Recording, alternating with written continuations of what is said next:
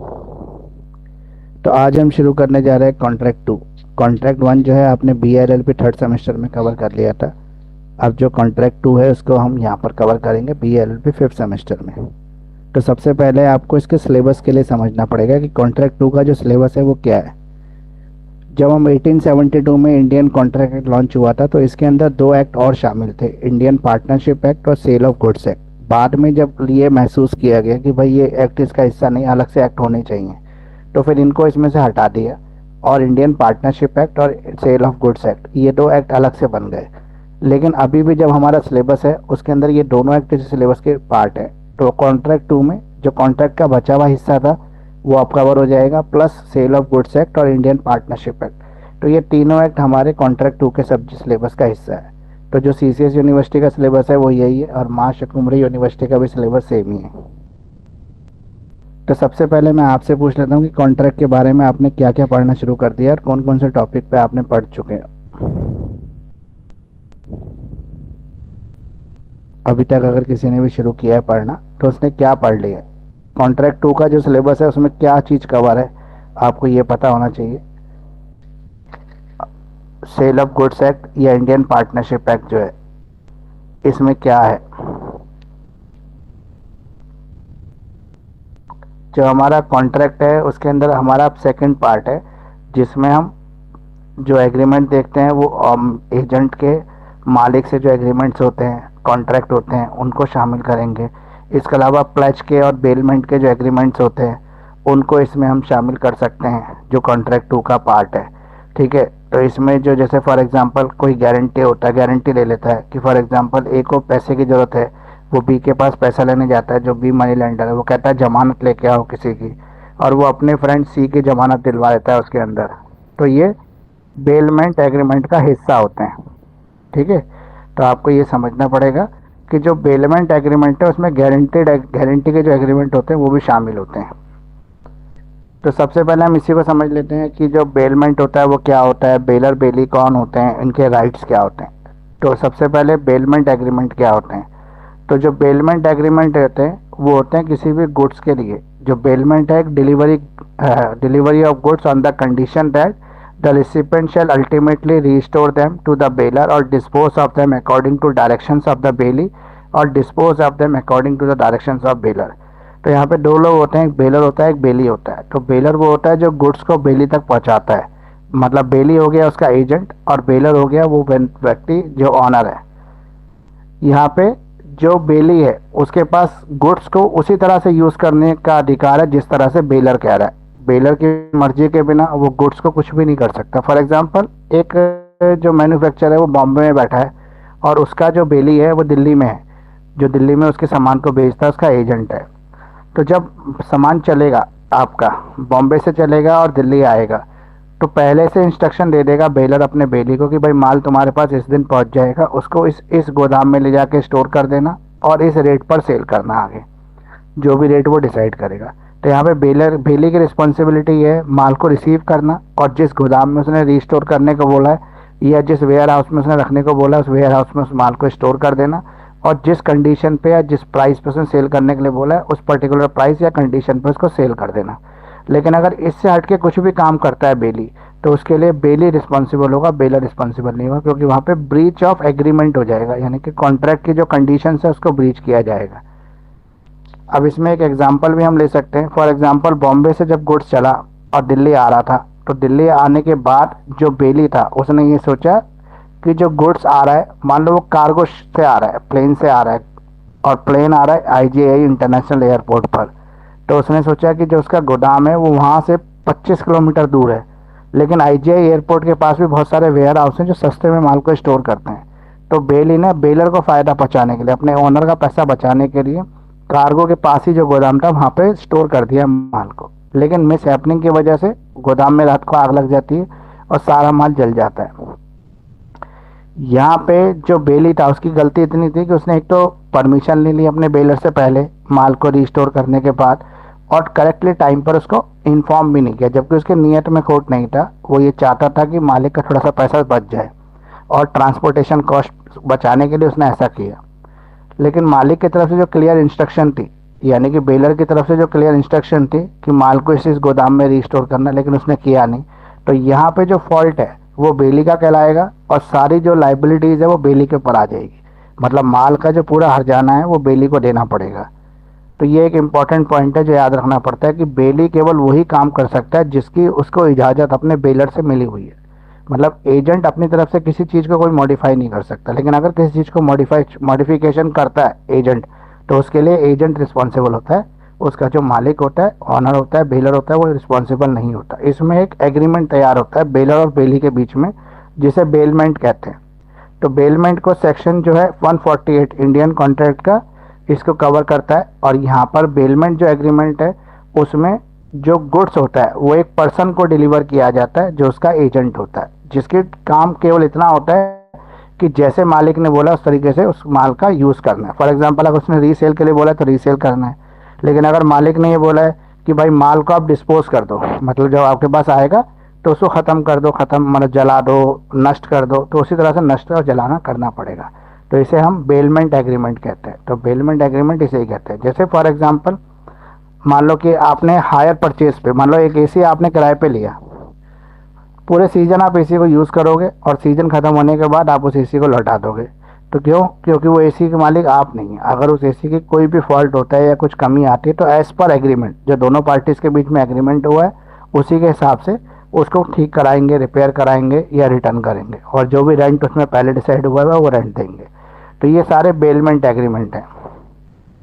Bailment agreement में हम किराएदार को भी देख सकते हैं, वो भी आता है, लेकिन प्रॉपर्टी को इसमें क्लियरली डिफाइन नहीं किया गया। इसमें ऐसी चीज़ों को डिफाइन किया गया जो मूवेबल गुड्स होते हैं उनको। एसेंशियल एलिमेंट्स क्या क्या होते हैं बेलमेंट एग्रीमेंट के अंदर? तो बेलमेंट में सबसे पहले एसेंशियल एग्रीमेंट होता है delivery of position of goods. कि डिलीवरी में ये डिफाइन कर देते हैं कि गुड्स का पोजीशन किसको मिलेगा, और बेली जो होगा वो कौन रहेगा, उसकी स्पेसिफिक डायरेक्शन एग्रीमेंट में लिखी होती है। इसके अलावा जो डिलीवरी होती है उसके अंदर कंडीशन इंक्लूड होती है कि उसको क्या करना है, आगे गुड्स को आगे फर्दर सेल करना है, डिस्पोज करना है या क्या करना है। वो क्लियरली डायरेक्शंस जो होती हैं वो बेलर की तरफ से बेली को दी जाती है। उसी हिसाब से बेली अपनी ड्यूटीज़ को परफॉर्म करता है। जो बेलमेंट एग्रीमेंट है इसमें दोनों के प्रॉफिट होते हैं इंक्लूड, बेली के भी और बेलर के भी। फॉर एग्जांपल एजेंट या तो अपनी कमीशन पे काम करेगा, ठीक है, अपनी कमीशन लेगा, या एजेंट जो है आगे उसको सेल करने के बाद जो भी उसका मतलब सैलरी बनती है या उसका कोई प्रॉफिट शेयरिंग रेशियो है वो ले लेगा, जो भी एग्रीमेंट हुआ है दोनों पार्टी के बीच में वो।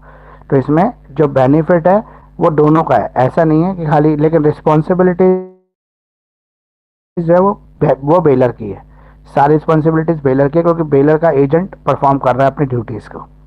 जैसे फॉर एग्जांपल आप किसी ब्रांड के शोरूम में जाते हैं, उसका सामान खरीदते हैं और सामान में कोई डिफेक्ट आ जाता है, कोई कमी आया था। फॉर एग्जांपल आपने एलसीडी या एलईडी टीवी खरीदा सैमसंग कंपनी का, उसके शोरूम गए, आपने वो ब्रांड परचेज कर लिया, अब उसके अंदर कोई भी कमी आएगी तो उसके लिए वो शोरूम रिस्पॉन्सिबल नहीं है। कौन रिस्पॉन्सिबल है? कंपनी। आप गारंटी कंपनी से मांगोगे, आप कंपनी को कंप्लेंट करोगे कि भाई ये फॉल्ट आया, इसको ठीक करके दो क्योंकि अंडर वारंटी है आपका प्रोडक्ट जो है। तो इसलिए सारी रिस्पॉन्सिबिलिटीज़ जो होती हैं वो बेलर की रह जाती हैं। बेली केवल उतना ही ड्यूटी परफॉर्म करता है जितनी ड्यूटी के लिए वो अपॉइंटेड है। क्या इस एग्रीमेंट को टर्मिनेट किया जा सकता है समय से पहले?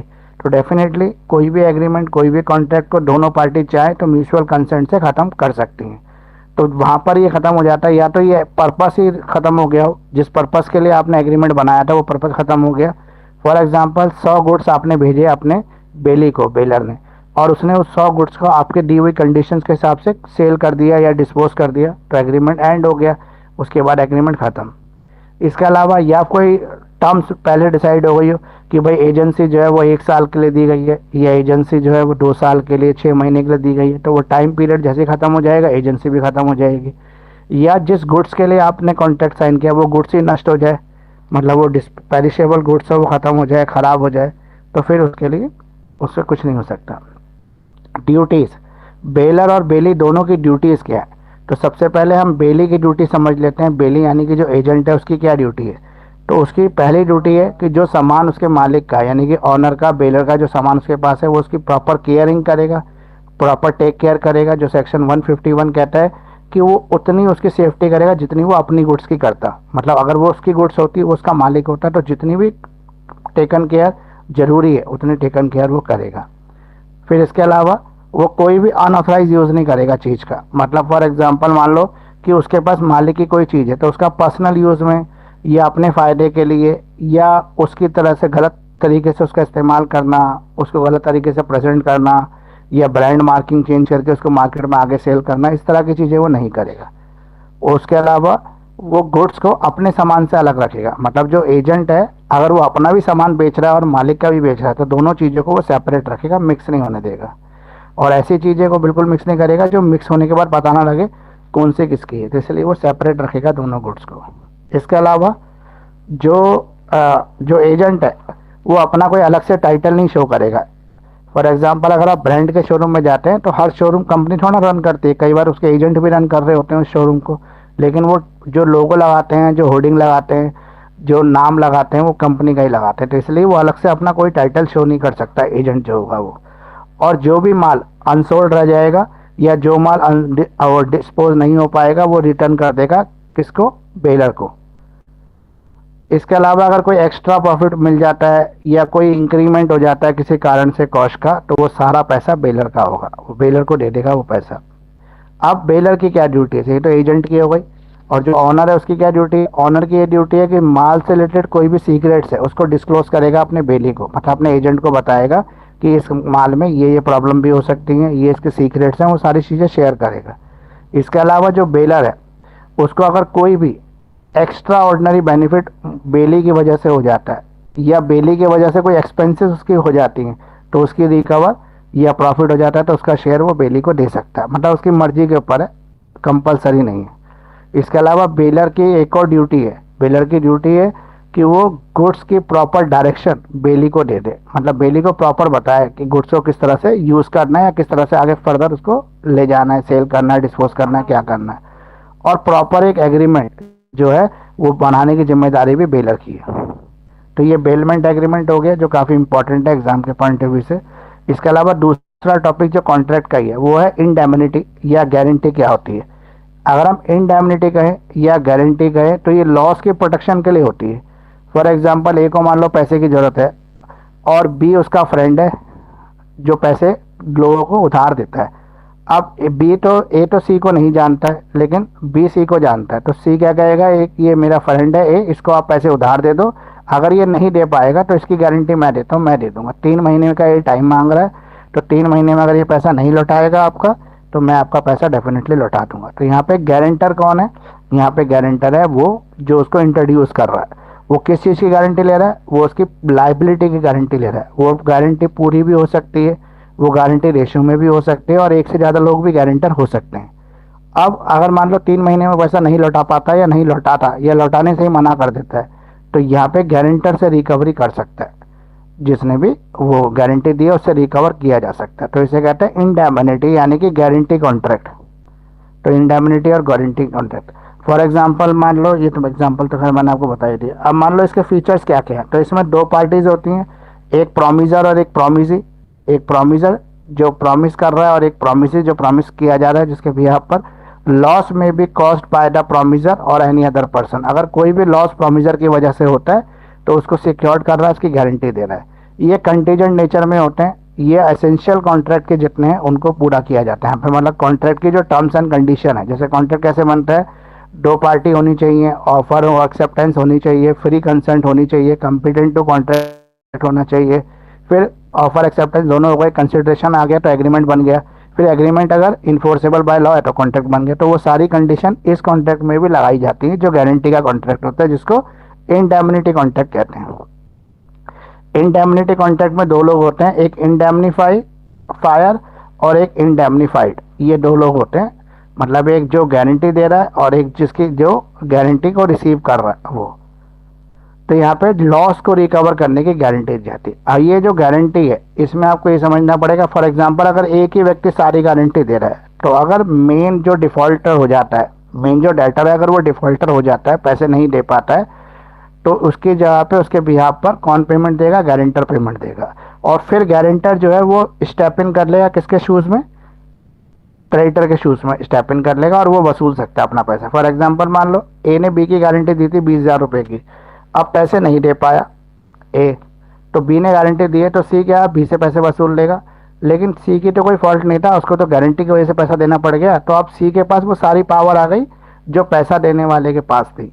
अब वो पैसा अपना ए से वसूल सकता है, मतलब वही पैसा जो उसने उसके बिहाफ पर आगे पेमेंट कर दिया वो अपने पैसे की वसूली उससे कर सकता है। वो कोर्ट केस भी कर सकता है, ठीक है, वो उससे जो भी लीगल उपाय हैं वो सारे कर सकता है अपने पैसे वसूली के लिए। तो यहाँ पे तीन तरह के एग्रीमेंट साइन होते हैं। एक एग्रीमेंट जो मनी लेंडर के बीच में और मनी बोरोवर के बीच में होता है, पैसा देने वाले पैसा लेने के वाले के, और एक एग्रीमेंट जो गारंटर के साथ होता है, पैसा देने वाला गारंटर के साथ एग्रीमेंट साइन करता है कि अगर इसने इस टाइम पे पेमेंट नहीं की तो गारंटर उसके बिहाफ पर पेमेंट दे देगा। तो तीन तरह के एग्रीमेंट इसके अंदर बन जाते हैं। अगर हम इंडेमनिटी और गारंटी के कॉन्ट्रैक्ट में अगर फ़र्क देखें तो क्या फ़र्क है इसके अंदर, तो गारंटी जो होती है वो थ्री पार्टीज होती है इसके अंदर, क्रेडिटर, प्रिंसिपल डेटर और श्योरिटी, जिसमें बैंक लोन वगैरह हम देख सकते हैं, बैंक लोन इसमें आ सकते हैं। और इंडेमनिटी में दो पार्टी होती है, एक इंडेमनीफायर और एक indemnity holder. Number of contract की बात करें तो वहाँ पे दो कॉन्ट्रैक्ट होते हैं, यहाँ पे तीन कॉन्ट्रैक्ट होते हैं गारंटी के केस में। नेचर की बात करें तो contract of indemnity and reimbursement of the loss where the contract of guarantee for the security of the creditor and assurance to the creditor. ये हो गया आपका। इसके बाद जो अगला इसमें इंपॉर्टेंट टॉपिक है वो है श्योरिटी की लाइबिलिटीज को कैसे रिकवर किया जाएगा। तो right of the surety against the principal debtor, creditor और को श्योरिटी।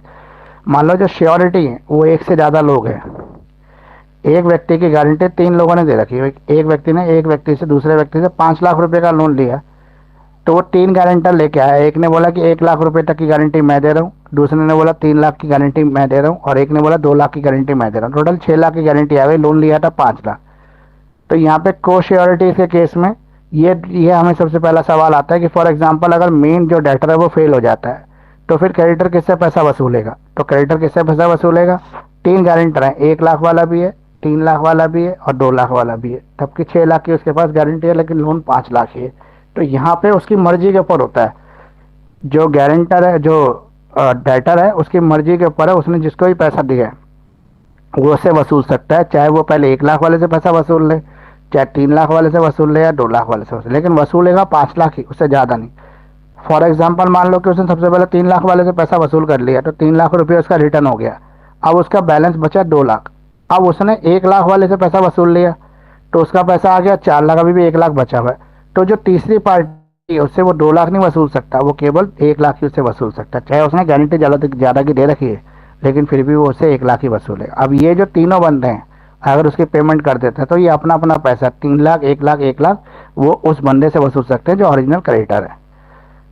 अब क्रेडिटर के श्योरिटीज के ऊपर राइट्स, क्रेडिटर के डेटर्स के ऊपर राइट्स, ये सब आपको राइट्स को बारे में पता होना चाहिए। और राइट ऑफ सबरोगेशन भी है। फॉर एग्जांपल मान लो वसूली करने में कोई खर्चा आ जाता है, अगर वसूली करने में कोई भी खर्चा आ जाता है तो उस खर्चे की वसूली भी की जा सकती है। फॉर एग्जांपल आप पैसा लेके बी कहीं भाग गया, उसको सर्च करने में उसने बहुत पैसा खर्च कर दिया, मान लो 3 दिन तक सर्च करते रहे, सर्च करने में 1000 2000 5000 रुपये खर्च हो गए, तो लो अमाउंट प्लस जो सर्च करने में खर्चा हुआ वो भी वसूला जा सकता है गारंटर से, अगर मेन पार्टी कोई भी पैसा खर्च करती है वसूली पे। तो ये भी क्वेश्चन आपका एग्जाम के पॉइंट ऑफ व्यू से इंपॉर्टेंट ही है। फिर एक मॉर्गेज होता है। तो मॉर्गेज क्या होता है, मॉर्गेज होता है जब हम किसी चीज़ को गिरवी रख के पैसा लेते हैं। जैसे फॉर एग्जांपल बैंक से हम गोल्ड लोन लेते हैं, तो जब हम बैंक से गोल्ड लोन लेते हैं तो हम अपना गोल्ड को मॉर्गेज करते हैं बैंक के अंदर, और बदले में बैंक हमें पैसा दे देता है। तो बैंक के पास श्योरिटी के रूप में कोई गवाही नहीं होती, किसी व्यक्ति की नहीं होती, लेकिन वो अमाउंट जो हमारी एसेट्स है वो पड़ी होती है, यानी गोल्ड हमारा बैंक में श्योरिटी में रहता है। और अगर हम अब उस स्पेसिफिक टर्म के अंदर, मतलब 12 महीने का एग्रीमेंट है या 1 साल का है या 3 महीने का, उसमें पीरियड में अगर हम लोन नहीं चुका पाते तो बैंक हमारे उस एसेट्स को बेचकर पैसे वसूल लेता है। जैसे लोन अगेंस्ट प्रॉपर्टी होता है, ये भी मॉर्गेज एग्रीमेंट ही कहलाता है, ठीक है। तो मॉर्गेज एग्रीमेंट के अंदर हमारे प्लेज होता है, प्लेज मतलब शपथ ली जाती है इसके अंदर कि भाई मैं इतने टाइम में आपका पैसा वापस कर दूंगा, अगर नहीं कर पाया तो मेरा जो आपके पास एसेट्स गिरवी रखा है आप उससे वसूली कर सकते हो। लेकिन ऐसा नहीं कि डायरेक्टली बैंक जो है सीधा एसेट बेच देगा, पहले बैंक नोटिस देता है, वेट करता है, टाइम देता है, रिमाइंडर देता है, उसके बाद ये काम करता है। अब ये जो पर्पस है, इसका पर्पस क्या है? Purpose of bailment is to service या सेफ कीप ऑफ रिपेयर। मतलब इसका मतलब है बेलमेंट क्यों बनाया जाता है? ताकि जो पैसा है वो सुरक्षित रहे।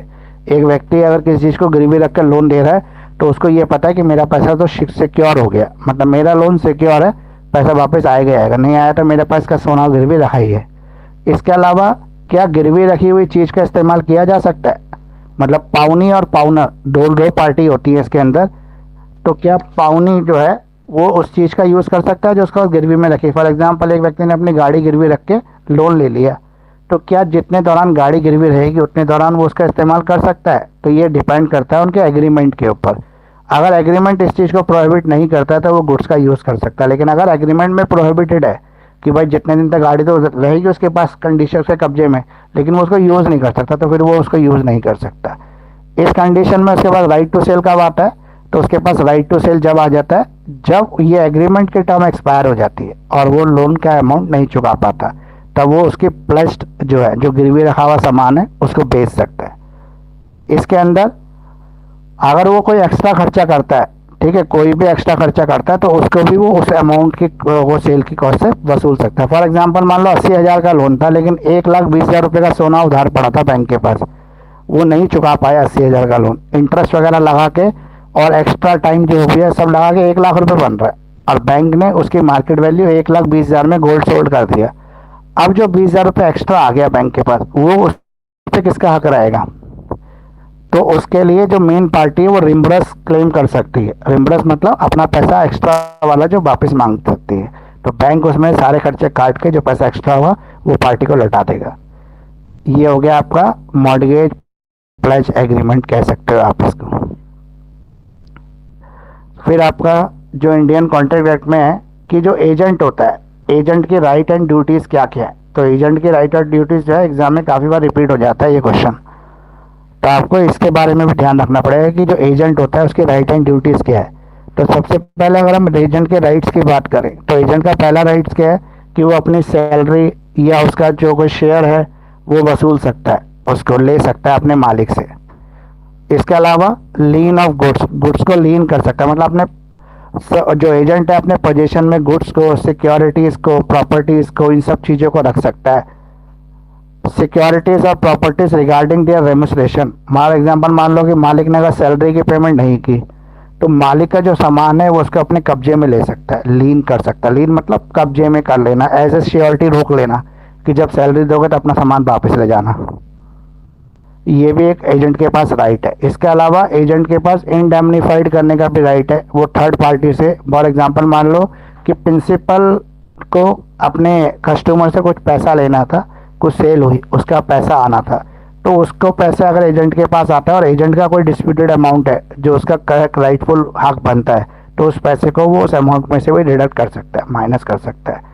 अब ये तो राइट हो गया। इसके अब इसके ड्यूटीज़ क्या है? तो एजेंट की ड्यूटीज़ हैं कि सेक्शन 211 कहता है कि जो उसका मालिक कहेगा, मतलब जिस तरह से उसके मालिक ने उसको अथॉरिटी दी है उस हिसाब से वो परफॉर्म करेगा, मतलब मालिक के डायरेक्शन से अलावा वो कुछ भी नहीं करेगा, उसमें चाहे मालिक का ही बेनिफिट क्यों ना हो, वो जो काम करेगा वो पहले मालिक से परमिशन लेके करेगा।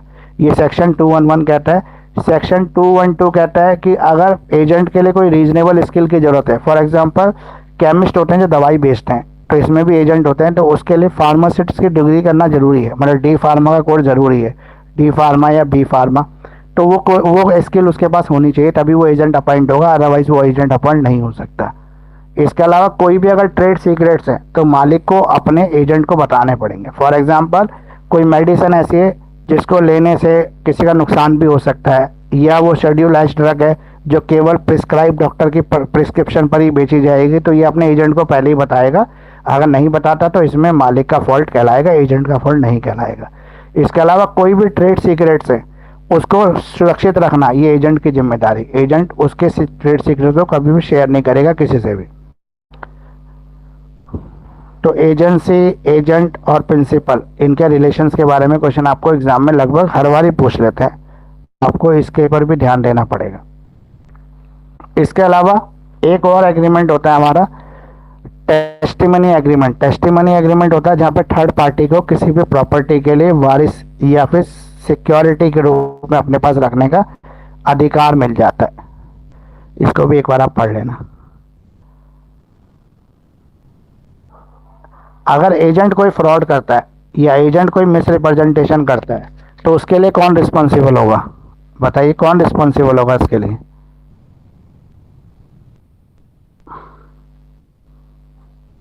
अगर एजेंट कोई भी फ्रॉड करता है, कोई मिसरिप्रेजेंटेशन करता है तो उसके लिए कौन जिम्मेदार होगा?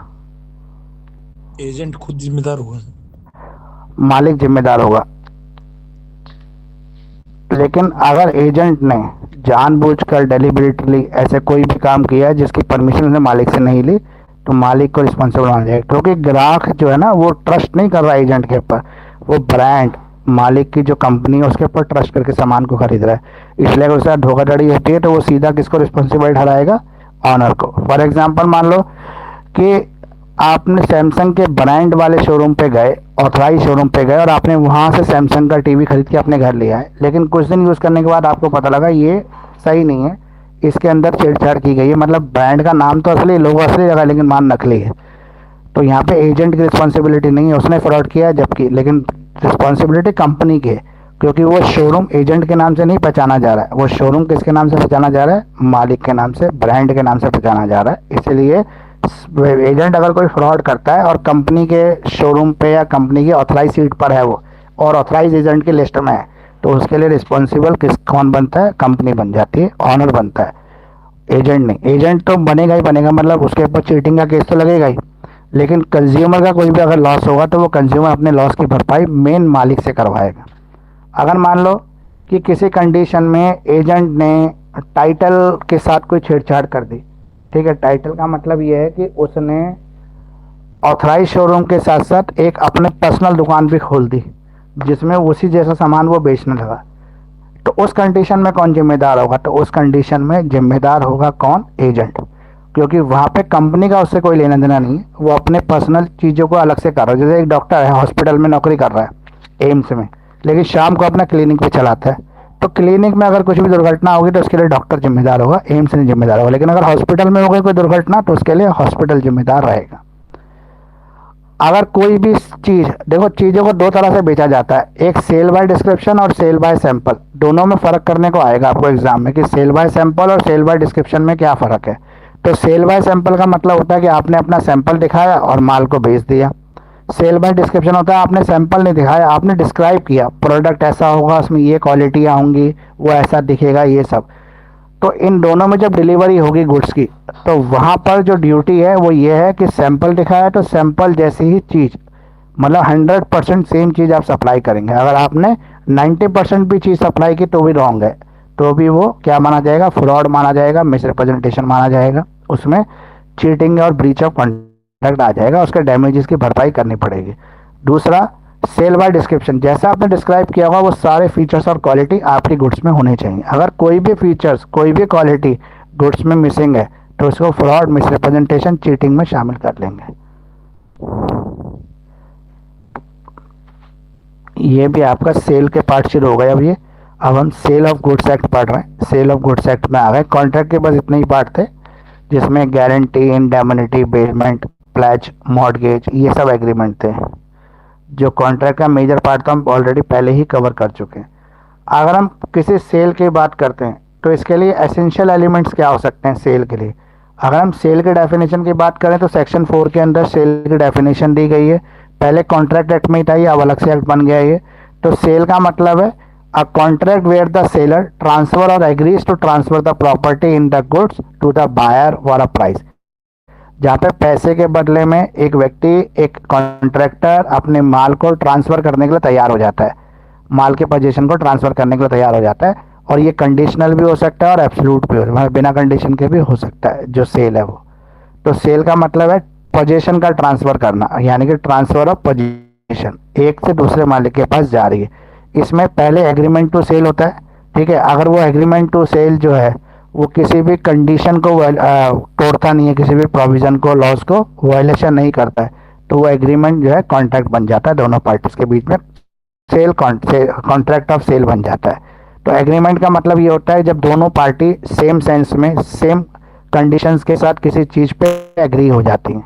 तो यहाँ पे दो पार्टीज होंगी, एक गुड्स होगा और वो प्रॉपर्टी को ट्रांसफ़र करने का एग्रीमेंट करेंगे। देखो सेल हमेशा ट्रांसफर ही होता है, इसके अलावा कुछ नहीं होता है, चाहे वो प्रॉपर्टी का सेल हो, चाहे वो डेली रोजमर्रा के दुकानदार किसी चीज़ का सेल कर रहे हो, या एक मैन्युफैक्चरर होलसेलर से ले रहा हो, या होलसेलर एक रिटेलर को दे रहा हो, वो सब सेल जो है पोजीशन है, ट्रांसफर है, पोजीशन ऑफ ट्रांसफर, ट्रांसफर ही है प्रॉपर्टी का। इसके लिए प्राइस जरूरी होता है। सेल के अंदर अगर प्राइस है तो सेल है, अगर सेल नहीं है, से केवल प्राइस नहीं है, केवल ट्रांसफर है, तो वो चैरिटी हो सकता है। ठीक है, जैसे फॉर एग्जांपल आप घर से कुछ चीज़ बना के लेकर मंदिर में आपने प्रसाद के रूप में बांट दी, तो वहाँ पे पोजीशन तो ट्रांसफर हो रहा है, लेकिन वो पोजीशन ट्रांसफर करने के लिए कोई पैसा नहीं ले रहे आप, तो वो सेल नहीं, वहाँ पे आप बेच नहीं रहे, आप चैरिटी कर रहे हो, पब्लिक ह्यूमैनिटी सर्विस कर रहे हो, उसके लिए कोई कॉन्ट्रैक्ट बिल्ड करने की कोई ज़रूरत नहीं है। लेकिन जहाँ पे प्राइस होता है, बार्टर सिस्टम में भी प्राइस ही माना जाता है। अगर फॉर एग्जांपल आपने एक सामान देकर दूसरे सामान को एक्सचेंज कर लिया, तो वो भी कॉन्ट्रैक्ट ऑफ सेल ही है, क्योंकि वहाँ पे भी गुड्स आ रही है, गुड्स इज वैल्यूएबल थिंग्स, यानी कि वो भी एक प्राइस ही है। तो सेल में और एग्रीमेंट टू सेल में क्या फ़र्क है, ये भी एग्जाम में आपको पूछ लेता है। तो सेल और एग्रीमेंट टू सेल में सिंपल सा फ़र्क नज़र आ रहा है कि जब गुड्स एक्चुअली एक्सचेंज हो जाती हैं तो सेल है, जब एक्सचेंज करने के लिए एग्रीमेंट कर लिया तो एग्रीमेंट टू सेल है। तो बेसिकली यही फ़र्क है। ये एब्सोल्यूट होता है सेल, मतलब सेल फाइनल है, मतलब हो गया, बिक गया, ट्रांसफ़र हो गया। लेकिन एग्रीमेंट टू सेल कंडीशन है कि कब देंगे माल, 2 महीने बाद, 3 महीने बाद देने के लिए एग्रीमेंट कर लिया। फॉर एग्जांपल जैसे आपके खेत हैं टमाटर के, अभी फसल तैयार हो रही है, पहले ही एक ब्रोकर आ गया, बोला फसल तैयार हो गई, 1 महीने बाद मैं ले लूँगा आपसे, ये रेट ले लो, अभी मुझसे एडवांस पकड़ लो, तो वो एग्रीमेंट टू सेल है। और जब फसल एक्चुअली पक के तैयार हो जाएगी और पूरा पैसा पेमेंट करके वो चीज़ को ले जाएगा, तो वो सेल कहलाएगी। तो सेल और एग्रीमेंट टू सेल में फ़र्क करने के लिए आपको एग्जाम में आ सकता है। सेल में कुछ नहीं होता, एग्रीमेंट टू सेल में रिस्क हो सकता है। मान लो कि फसल तैयार ही नहीं हुई, बारिश आ गई, भूकंप आ गया, बाढ़ आ गया, फसल खराब हो गई, तो दोनों के लिए रिस्क है। जिसने एडवांस दे रखा है उसका एडवांस डूब जाएगा और उसको पैसा नहीं मिलेगा, यानी उसका माल नहीं बिक पाएगा, तो दोनों की तरफ से सेल हो सकता है। लेकिन एग्रीमेंट टू सेल में रिस्क है और इसमें कोई रिस्क नहीं है। इसके अलावा बायर और सेलर दोनों पक्ष होते हैं, दोनों जगह, सेल में भी और एग्रीमेंट टू सेल में भी। अब आगे आपका एक और इम्पॉर्टेंट चीज आती है, रूल ऑफ केवियट एम्प्टर। तो केवियट एम्प्टर का मतलब है एक ऐसा प्रिंसिपल जो ये कहता है कि खरीदने वालों को अपनी आंख, नाक, कान सब खोल के चलना चाहिए। तो बी वेयर ऑफ बायर, क्रेता सावधान रहे, ये एक नियम है सेल्स के अंदर। कहता है खरीदने वाले को भी सावधानी से चीज़ खरीदनी चाहिए, ये नियम सबके ऊपर लागू होता है। बोलने वाला तो अपनी चीज़ की बहुत ज़्यादा बड़ाई या तारीफ कर देगा, लेकिन परचेजर को भी हमेशा आंखें खोल के चीज़ को लेना चाहिए। तो केवियट एम्प्टर वो प्रिंसिपल है जो कहता है let the buyer beware, क्रेता सावधान रहे। जो सेक्शन 16 कहता है there is no implied warranty और कंडीशन एज टू क्वालिटी और the fitness of any particular purpose of the good supplied under such a contract of sale. For example आप जाते हो दुकान पर किसी चीज़ को, कहता है भाई साहब अभी चेक कर लो, आगे इसकी कोई गारंटी नहीं है। तो इसका मतलब वो ये कह रहा है, आपको वार्न कर रहा है कि अभी सावधानी होकर चीज़ को चेक कर लो, जो भी करना है इसकी कोई वारंटी नहीं है, आगे आप मेरे पास आओगे ये बाहर जाके भी ख़राब हो गया तो मैं इसको बदलूंगा नहीं। तो वहाँ पे रूल ऑफ केवियट एम्प्टर वो एप्लीकेबल होता है, जिसे कहता है क्रेता सावधान रहे, खरीदने वाले को हमेशा सावधान रहना चाहिए। अगर मान लो कि बेचने वाले ने आपको चीज़ दे दी और खरीदने वाले की नेग्लिजेंसी से कुछ उसमें 19-20 हो गया, मतलब आपकी गलती से, तो उसके लिए कोर्ट भी आपको मतलब वो भरपाई नहीं करवा सकती उसकी। फॉर एग्जाम्पल मान लो जैसे टोस्टर 2 तरीके के आते हैं, एक सैंडविच बनाने वाला और एक पॉपअप टोस्टर जो केवल ब्रेड को सेकता है। आप दुकान पे गए, आपने दुकानदार को बोला भाई मुझे टोस्टर दे दो, उसको नहीं पता था कि आप सैंडविच बनाना चाहते हो कि केवल ब्रेड को सेकना चाहते हो। उसने पॉपअप टोस्टर उठाया, आपको दे दिया, आपने डब्बा खोला भी नहीं, आपने बोला कितने का हुआ, उसने बोला 800 रुपये, आपने 800 रुपये निकाले, उसको दे दी, घर आए, आपने खोला तो आपकी वाइफ ने आपको डांट लगा, ये क्या लिया है, हमें तो सैंडविच बनाना था। अब वो गया दुकान पे तो उसने बोला कि भाई साहब यहाँ पे rule of caveat emptor applicable होता है, आपने मुझे टोस्टर बोला था, मैंने टोस्टर आपको दिया है, लेकिन अब ये वापस नहीं हो सकता। तो वहाँ पे अगर वो कंज्यूमर कोर्ट भी चला जाएगा तो कोर्ट भी ये कहेगी क्रेता सावधान रहे का नियम एप्लीकेबल होता है। आपको देखना चाहिए था कि आपकी ज़रूरत के हिसाब से वो चीज़ है कि नहीं है, लेकिन आपने ले ली और फिर आप ये कह के नहीं बोल सकते कि ये मेरे लिए नहीं है, इसकी मुझे ज़रूरत नहीं है, ये मेरे को फिट नहीं है या कोई और चीज़। तो ऐसी चीज़ें कहकर आप नहीं बच सकते। फॉर एग्जांपल मान लो कि आप दुकान पे गए स्कूटी या बाइक खरीदने, ठीक है, आपने कम सीसी की स्कूटी बाइक ले ली, आपने पूछा भी नहीं उससे, लेकिन आपका जो रास्ता था वो इतना कठिन था, फॉर एग्जांपल पहाड़ों पे आपको जाना था, अब वो कम सीसी की बाइक या स्कूटी चल ही नहीं पा रही है पहाड़ों पर, उतना मज़ा नहीं आ रहा चलाने में। तो आप ये कह के उससे नहीं बच सकते कि भाई साहब मैंने तो ये सोच के ही नहीं ली थी, आपने तो मुझे गलत ऑर्डर दे दी, क्योंकि वहाँ पर क्रेता सावधान रहे का नियम एप्लीकेबल होता है। Good purchase under the brand name, अगर आपने किसी ब्रांड नेम के हिसाब से किसी गुड्स को खरीद लिया है ब्रांड नेम पे ट्रस्ट करके, तो यहाँ पे ब्रांड नेम की यूजफुलनेस भी आपको चेक करनी चाहिए, आपकी अपनी जिम्मेदारी बनती है, खाली ब्रांड से काम नहीं चलेगा। लेकिन अगर आपको कोई भी चीज़ डिस्क्रिप्शन के बेसिस पर बेची गई है, मतलब डिस्क्राइब करके बेची गई है, तो अगर कोई भी चीज़ आपको डिस्क्राइब करके बेची गई है तो वो उसी हिसाब से होनी चाहिए, फिर वहाँ पे रूल ऑफ केविट एम्पटर एप्लीकेबल नहीं होता। तो ये रूल ऑफ केविट एम्पटर है, ये आपको पूछता है एग्जाम में और ये आप लिख सकते हो आंसर। इसके अलावा कंडीशन और वारंटी में क्या फ़र्क होता है? अब आप मुझे बताओ कंडीशन में और वारंटी में क्या फ़र्क है, किस चीज़ को कंडीशन कहते हैं, किस चीज़ को वारंटी कहते हैं, और वारंटी और गारंटी में भी फ़र्क होता है।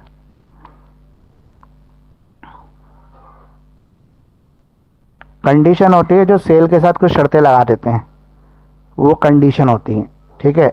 और वारंटी वो होती है जो आफ्टर सेल सर्विस दी जाती है, कि प्रोडक्ट को हम चेंज नहीं करेंगे, ठीक कर देंगे, प्रोडक्ट जेन्युइन है, उसके अंदर कोई भी कंप्लेंट आती है तो हमारी गारंटी है कि हम आपको ठीक करके देंगे। गारंटी में प्रोडक्ट को चेंज भी कर देते हैं, तो वारंटी में चेंज नहीं करते, सर्विस करते हैं, रिपेयर करते हैं, ठीक करते हैं। आजकल वारंटी आती है हर चीज़ की, गारंटी तो लगभग ऑलमोस्ट बंद ही हो चुकी है। जो कंडीशन होती है वो डायरेक्टली प्रोडक्ट के सेल के साथ एसोसिएट होती है, और जो वारंटी होती है ये आफ्टर सेल सर्विसेज होती है, मतलब ये सेल के टाइम पे नहीं, सेल के बाद एप्लीकेबल हो जाती है। तो ये कंडीशन और वारंटी हो गया। अगर वायलेशन होता है कंडीशन का तो सेल का वायलेशन किया, मतलब एग्रीमेंट टू सेल वायलेट हो जाता है।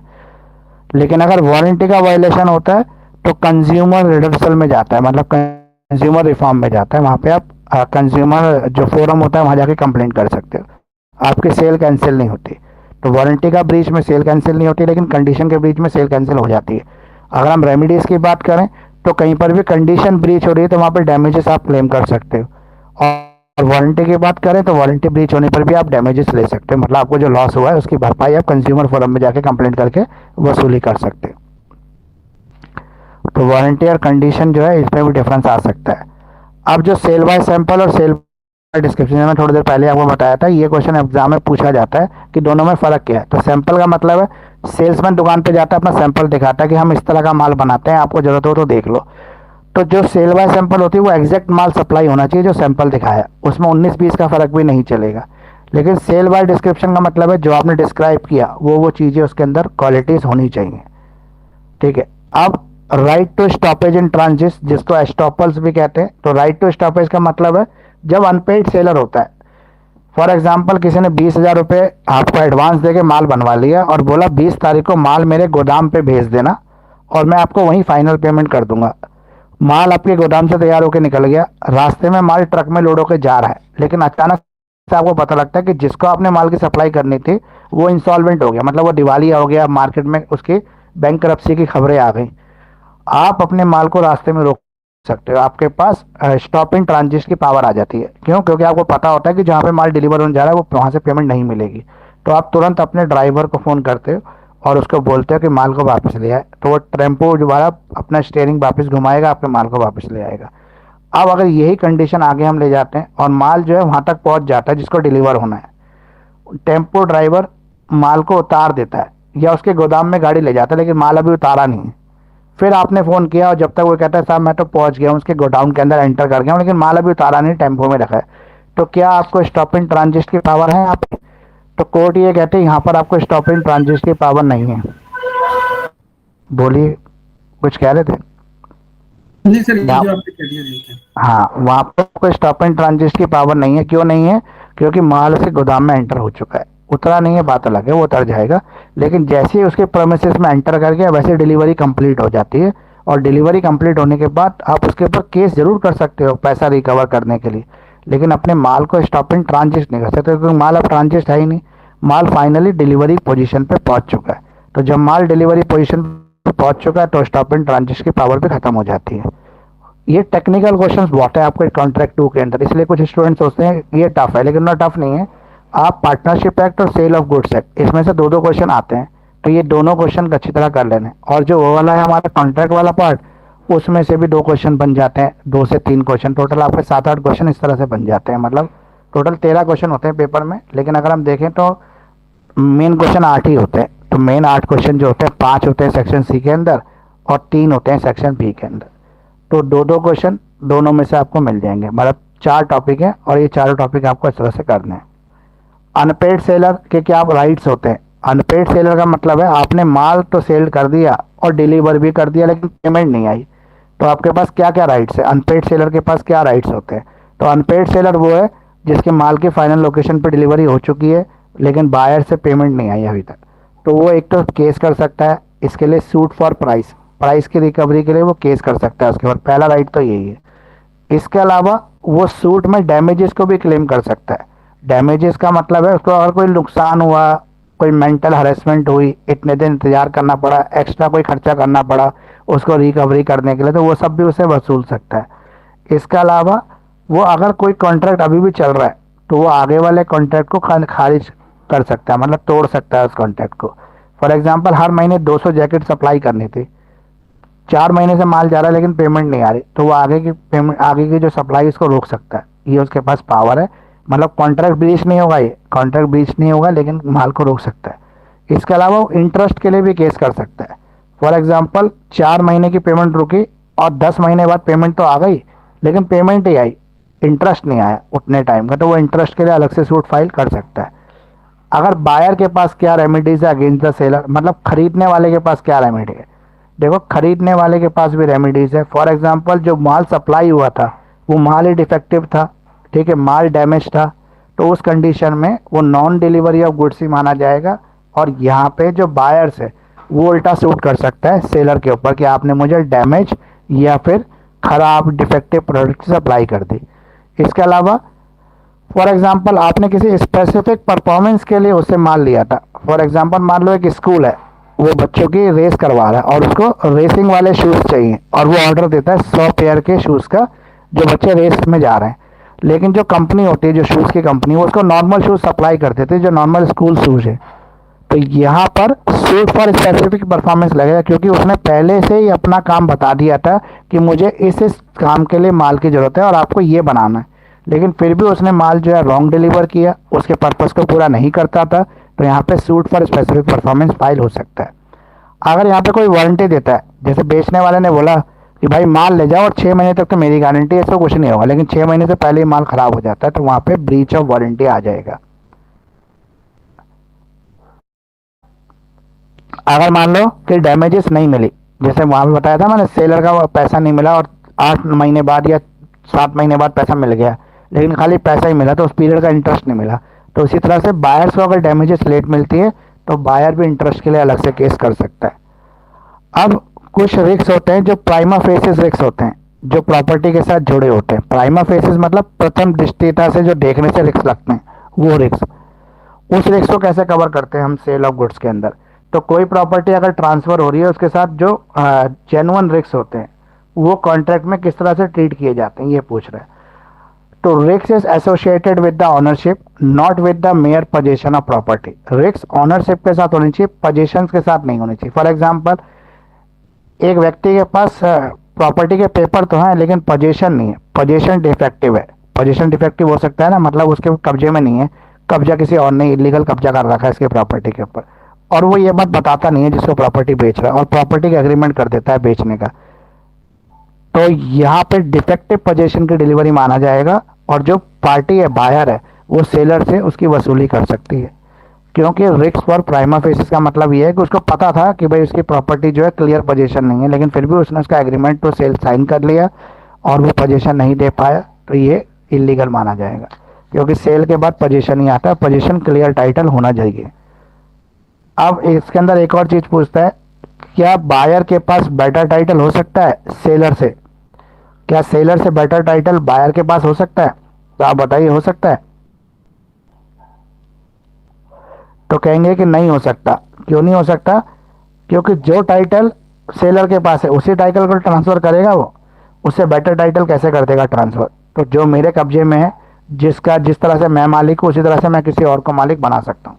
फॉर एग्जाम्पल मान लो एक किराएदार ने किसी का कमरा हड़प रखा था और वो खाली नहीं कर रहा था, अब वो किसी दूसरे किराएदार को वो कमरा बेच रहा है, तो वो मालिक बन के तो नहीं बेच सकता ना, मालिकाना हक नहीं दे पाएगा, वो किराएदार का हक दे पाएगा। क्योंकि वो ऑलरेडी खुद भी किराएदार है। तो जो टाइटल मेरे पास है मैं वही टाइटल का आगे ट्रांसफर कर सकता हूँ, बेटर टाइटल ट्रांसफर नहीं कर सकता। तो seller cannot transfer a better title to buyer, buyer को वही टाइटल ट्रांसफर होगा जो टाइटल उसके पास है। क्या राइट टू लीन है? लीन मतलब रोक लेना, जब्त कर लेना, कब्जा कर लेना। क्या कब्जा करने का अधिकार है? बिल्कुल अधिकार है, अगर अनपेड रह जाएगा तो। सेलर अगर अनपेड रह जाएगा तो वो गुड्स को लीन कर सकता है। अब फाइंडर ऑफ द गुड्स जो हमने कल भी किया था, अगर आपको कोई गुड्स मिल जाता है तो उस पर आपका क्या सा अधिकार है? तो अगर वो पेरिशेबल नेचर का गुड्स है जो जल्दी खराब हो जाएगा, अगर उसको जल्दी से यूज़ नहीं किया गया या नहीं बेचा गया तो उसका कोई यूज़ नहीं बचेगा, तो ऐसे गुड्स को आपके पास पावर है कि आप उस गुड्स को इस्तेमाल कर सकते हैं। लेकिन अगर वो पेरिशेबल नेचर का गुड्स नहीं है तो फिर आप उसको उसके करेक्ट मालिक के मिलने तक उसको संभाल के रखोगे।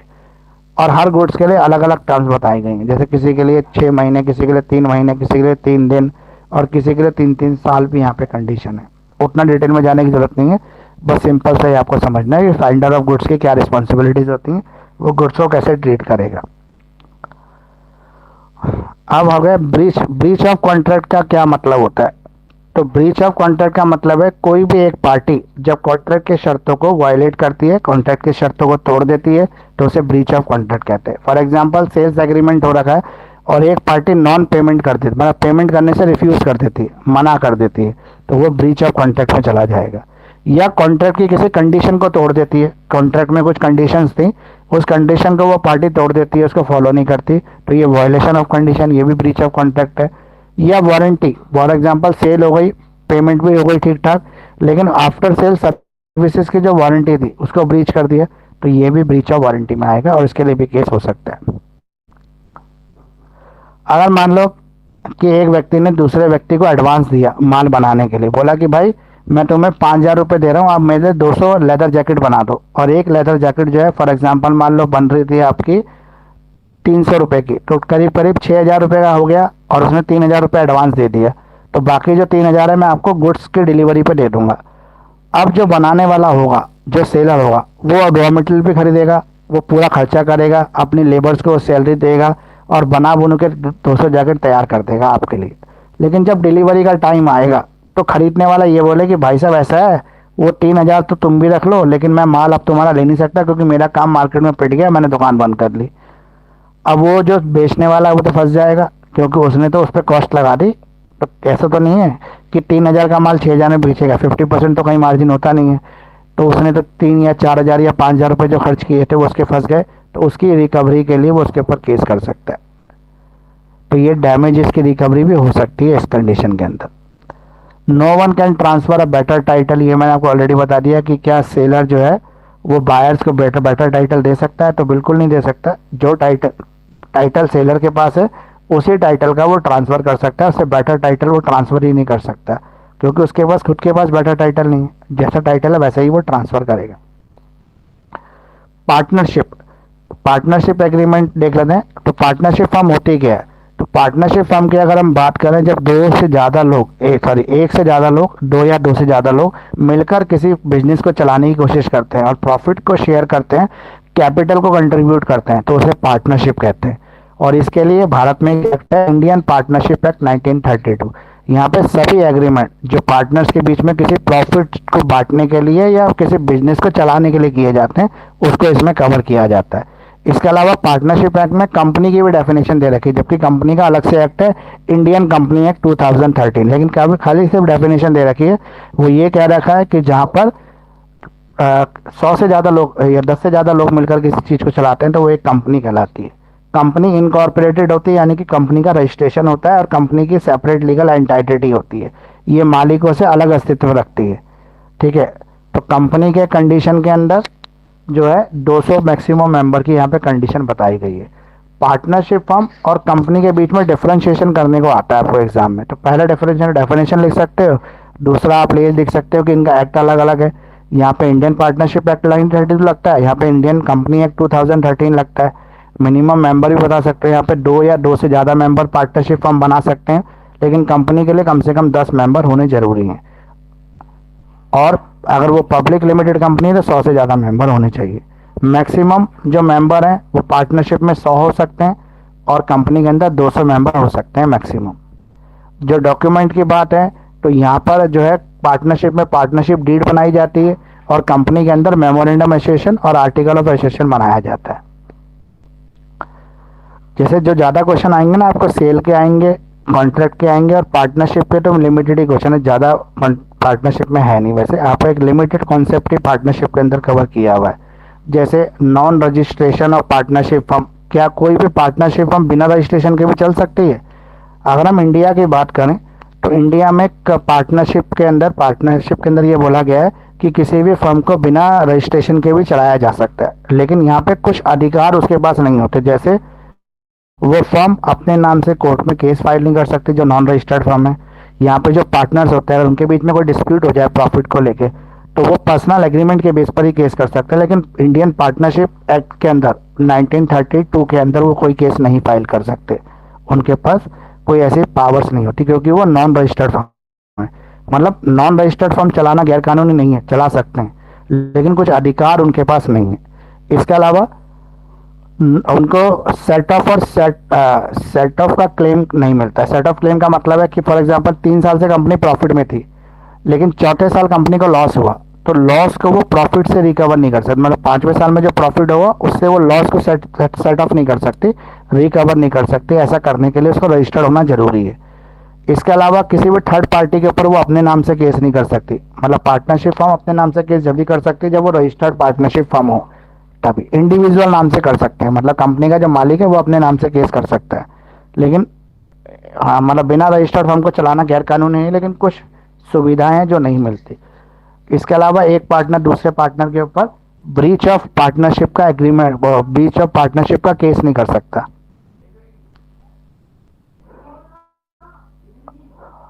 अब पार्टनरशिप फर्म के अंदर क्या क्या चीज़ें जरूरी होती हैं, तो 5 एलिमेंट्स हैं जो पार्टनरशिप फर्म के लिए जरूरी हैं। जैसे पार्टनरशिप एग्रीमेंट होना चाहिए, मैक्सिमम 20 पार्टनर हो सकते हैं इसके अंदर। वैसे 100 तक मैक्सिमम लिमिट बढ़ गई है, पर जब पहले था 1932 में तो 20 मेंबर थे, अब इसको बढ़ा दिया है, 100 मेंबर कर दिए। इसके अलावा ये ऑपरेशन ऑफ बिजनेस जो है ये उसको अपने नाम से चला सकते हैं। जो रजिस्टर्ड पार्टनरशिप फर्म है वो अपने बिजनेस को चला सकती है अपने नाम, पार्टनरशिप कंपनी के नाम से, उसको पार्टनर के नाम की जरूरत नहीं होती। इसके अलावा पार्टनर अपने प्रॉफिट को बांटने के लिए एक पर्टिकुलर रेशियो डिसाइड कर लेते हैं जिसमें वो प्रॉफिट को डिस्ट्रीब्यूट करेंगे, प्रॉफिट या लॉस जो भी होगा। इसके अलावा जो पार्टनर्स होते हैं वो म्यूचुअल रिस्पॉन्सिबल होते हैं अपनी कंपनी के काम के लिए। पार्टनरशिप जो होते हैं वो को ऑनरशिप के साथ डील करते हैं, मतलब वो दोनों ही पार्टनर होते हैं, 2 या 3 जो भी लोग हैं वो पार्टनर होते हैं। क्या किसी माइनर को कंपनी के पार्टनर के रूप में अपॉइंट किया जा सकता है? क्या किसी माइनर को कंपनी का पार्टनर बना सकते हैं? तो माइनर के लिए हमारा इंडियन पार्टनरशिप एक्ट ये कहता है सेक्शन 30 कि अगर माइनर को कंपनी में प्रॉफिट में हिस्सा दे रहे हो तो आप दे सकते हो, लेकिन लॉस में पार्टनर हिस्सा नहीं देगा। मतलब लॉस के लिए पार्टनर रिस्पॉन्सिबल नहीं है, कंपनी कोई फ्रॉड करती है उसके लिए माइनर रिस्पॉन्सिबल नहीं है, लेकिन माइनर को बेनिफिट देने के लिए पार्टनर बनाया जा सकता है। अगर कोई भी व्यक्ति जो 18 साल से कम का है वो कंपनी का पार्टनर बन सकता है। वो डिसीजन मेकिंग में पार्टिसिपेशन नहीं करेगा, उसका डिसीजन से कोई लेना देना नहीं है, लेकिन कंपनी के होने वाले प्रॉफिट्स के ऊपर उसका हिस्सा हो सकता है, लॉस पे उसका कोई हिस्सा नहीं होगा। तो माइनर के लिए यही कंडीशन बताई गई है यहाँ पे। माइनर की जो लाइबिलिटी होती है वो लिमिटेड लाइबिलिटीज होती है। मतलब कंपनी को अगर बहुत सारे लॉसेज हुए तो माइनर कहीं तक भी रिस्पॉन्सिबल नहीं हो, माइनर केवल उतना ही रिस्पॉन्सिबल है जितना प्रॉफिट उसको उस साल हुआ है। फॉर एग्जाम्पल एक साल कंपनी 10,000 रुपये का प्रॉफिट कमाया और माइनर को 2,000 का हिस्सा मिल गया, अगले साल कंपनी को फिर प्रॉफिट हुआ लेकिन तीसरे साल कंपनी को लॉस हो गया, तो माइनर ने अब तक 4,000 कमाया है, तो वो 4,000 जो पिछले साल कमा लिया उसमें तो कुछ नहीं मिलेगा, लेकिन अगर इस साल उसने कोई प्रॉफिट कमाया और फिर सेकेंड फेज में जो है लॉस हो गया तो उस लॉस को उस प्रॉफिट से सब्ट्रैक्ट किया जा सकता है। माइनर उससे ज़्यादा कोई भी हिस्सा नहीं देगा। क्या पार्टनर रिटायर होने के बाद पार्टनरशिप फर्म से अगर कोई पार्टनर रिटायर हो जाता है तो क्या वो उसी तरह का सेम बिजनेस कर सकता है जिस तरह का बिजनेस पार्टनर्स करती है, पार्टनरशिप फर्म करती है? तो नहीं कर सकता है, क्योंकि एक एग्रीमेंट होता है पार्टनर्स के बीच में कि कोई भी पार्टनर अगर वो किसी वजह से भी पार्टनरशिप एग्रीमेंट से अलग होता है तो वो इस तरह का सेम बिजनेस नहीं करेगा जिस तरह का बिजनेस कंपनी करती है, या वो उस जगह नहीं करेगा, उस जुरिडिक्शंस के अंदर नहीं करेगा। मान लो कि कंपनी का बिजनेस 5 स्टेट के अंदर है तो 5 स्टेट को छोड़ के बाकी स्टेट में वो उस तरह का बिजनेस कर सकता है। वो इसलिए नहीं कर सकता क्योंकि सारे ट्रेड सीक्रेट उसको पता होते हैं, माल कहाँ से आ रहा है, क्या रेट में आ रहा है, ये सारी इन्फॉर्मेशन उसको होती है, तो हो सकता है कंपनी को नुकसान भी पहुंचा सकता है। इस वजह से उसके ऊपर रोक लगाई जाती है कि आप कोई भी ऐसा बिजनेस नहीं करोगे जो कंपनी की हद से बाहर हो। तो ये इंडियन पार्टनरशिप एक्ट भी आपका कंप्लीट हो गया। अब आपको एग्ज़ाम के लिए तीनों ही एक्ट पढ़ने हैं और तीनों ही एक्ट आपके एग्ज़ाम के पॉइंट ऑफ व्यू से काफ़ी इंपॉर्टेंट है।